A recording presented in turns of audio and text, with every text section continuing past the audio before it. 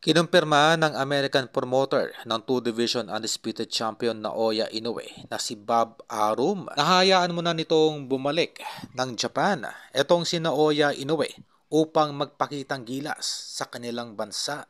Sa madaling salita, mula sa paparating na laban nito sa susunod na buwan kontra Murodjun Akhmadaliev hanggang sa ultimate fight nito kontra kay Junto Nakatani na gaganapin sa susunod na taon.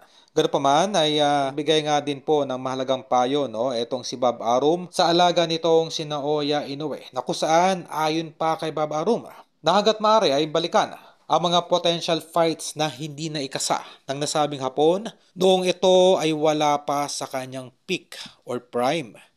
Ang tinutukoy dito ni Babarum yung naunsyaming laban nitong si Naoya Inoue. May 5 taon nang nakakalipas kontra sa ating 3-division champion John Riel Casimero. Ito ang literal na pinakamabigat na laban ni Naoya Inoue noong mga panahon na yon na nabigong naikasa nitong si Babarum dahil sa pandemic. Okay? So ang pinupunto dito ni Babarum na kailangang pagbigyan or tumanaw ng utang na loob etong si Naoya Inoue sa mga fans at balikan nito yung mga tinatawag na unfinished business.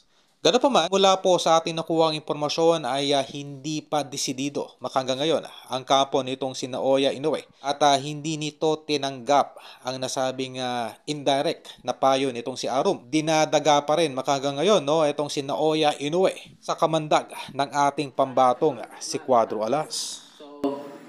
Ito na yung katawan natin sa lahat na nagsasabing yung tiyan natin ay pinakamalaki.